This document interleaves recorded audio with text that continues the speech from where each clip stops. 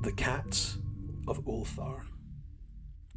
It is said that in Ulthar, which lies beyond the river Sky, no man may kill a cat, and this I can verily believe as I gaze upon him who sitteth purring before the fire. For the cat is cryptic, and close to strange things which men cannot see. He is the soul of antique Egyptus, and bearer of tales from forgotten cities in Meroe and Ophir.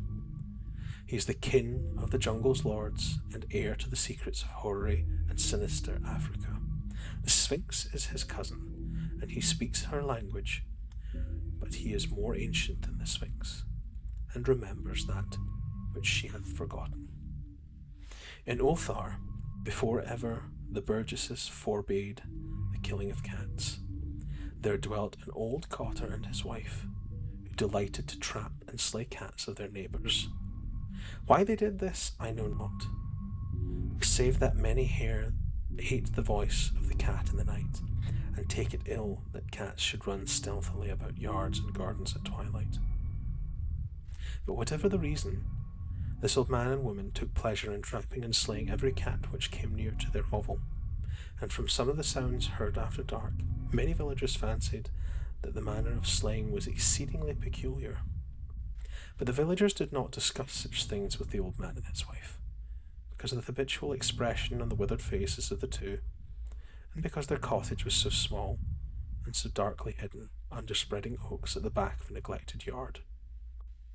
In truth, much as the owners of cats hated these odd folk, they feared them more, and instead of berating them as brutal assassins, merely took care that no cherished pet or mouser should stray toward the remote hovel under the dark trees. When through some unavoidable oversight a cat was missed, and sounds heard after dark, the loser would lament impotently, or console himself by thinking fate that it was not one of his children who had thus vanished. For the people of Ulthar were simple, and knew not whence it is all cats first came. One day a caravan of strange wanderers from the south entered the narrow cobbled streets of Ulthar. Dark wanderers they were, and unlike the other roving folk who passed through the village twice every year. In the marketplace, they told fortunes for silver, and bought gay beads from the merchants. What was the land of these wanderers none could tell, but it was seen that they were given to strange prayers, and that they had painted on the sides of their wagons strange figures with human bodies, the heads of cats, ox, rams, and lions. And the leader of the caravan wore a headdress with two horns and a curious disc betwixt the horns. There was in this singular caravan a little boy, with no father or mother, but only a tiny black kitten to cherish. The plague had not been kind to him, yet it had left him this small, furry thing to mitigate his sorrow. And when one is very young, one can find great relief in the lively antics of Black Kitten. So the boy whom the dark people called Menace smiled more often than he wept, as he sat playing with his graceful kitten on the steps of an oddly painted wagon. On the third morning of the wanderer's stay in Ulthar, Menace could not find his kitten, and as he sobbed aloud in the marketplace, certain villagers told him of the old man and his wife, and of sounds heard in the night. And when he heard these things, his sobbing gave place to meditation, and finally to prayer.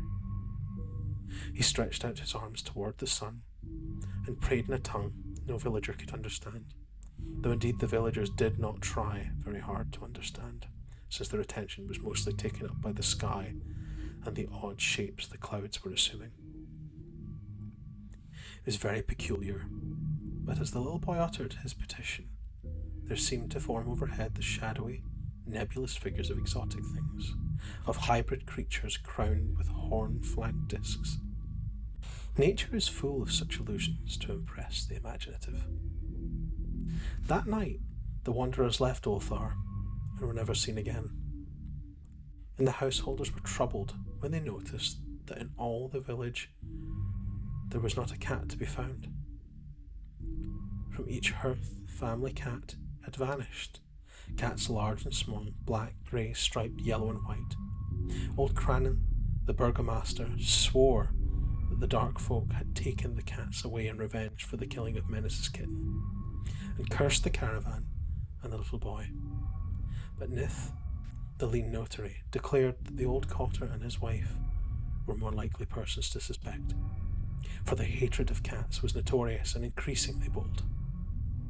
Still, no one durst complain to the sinister couple, even when little Atal, the innkeeper's son, vowed that he had at twilight seen all the cats of Ulthar in that accursed yard under the trees, pacing very slowly and solemnly in a circle around the cottage, two abreast, as if in performance of some unheard of rite of beasts. The villagers did not know how much to believe from the small boy, and though they feared that the evil pair had charmed the cats to their death, they preferred not to chide the old cotter till they met him outside his dark and repellent yard. So Ulthar went to sleep in vain anger, and when the people awakened at dawn, behold, every cat was back at his accustomed hearth. Large and small, black, grey, striped, yellow and white, none was missing. Very sleek and fat did the cats appear, and sonorous with purring content. The citizens talked with one another of the affair, and marvelled not a little. Old Cranon again insisted that it was the dark folk who had taken them, since cats did not return alive from the cottage of the ancient man and his wife.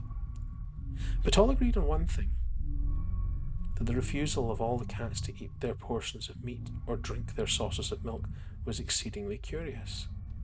And for 2 whole days, the sleek, lazy cats of Ulthar would not touch no food, but only doze by the fire or in the sun. It was fully a week before the villagers noticed that no lights were appearing at dusk in the windows of the cottage under the trees. Then the lean Nith remarked that no one had seen the old man or his wife since the night the cats were away.